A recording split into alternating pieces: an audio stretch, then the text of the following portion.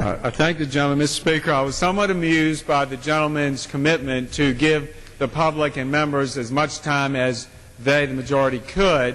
Again, we have a 72-hour rule in place, I thought, and that was for the very purpose of allowing all of us, including our constituents, the right to realize what's going on in this House.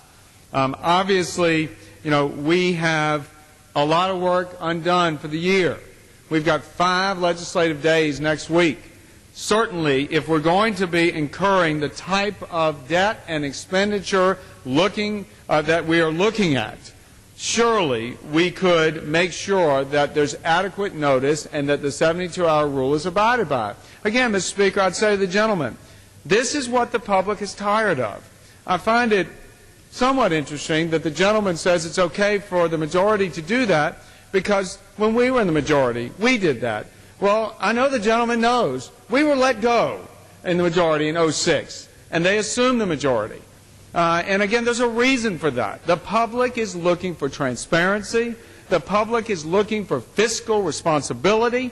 And certainly, when we are talking the numbers that we are talking in terms of taxpayer dollars, $1.8 trillion in new debt, certainly, I think, Mr. Speaker, we should afford the public its right to know.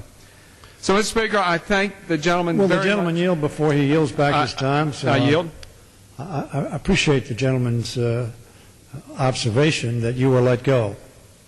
I want to make it clear to the gentleman, I do not believe you were let go because you failed to meet a time frame for reporting bills.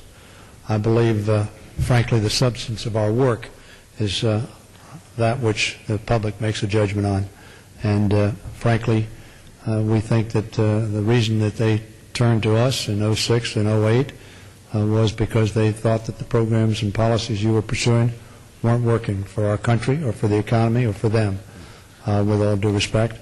But I continue to tell the gentleman that we want to try to make sure, as you did sometimes, that you, our members, the public, have sufficient knowledge to make the decisions that are called upon for them to make.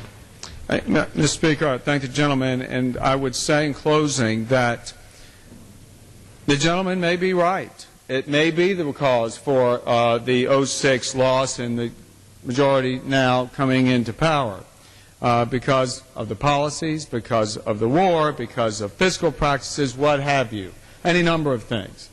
But certainly now, the gentleman knows the public is not too keen on the agenda being pushed by this majority.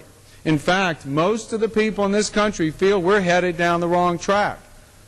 But also, Mr. Speaker, the public is extremely, extremely concerned about their future. We've got to restore the trust in this institution, Mr. Speaker.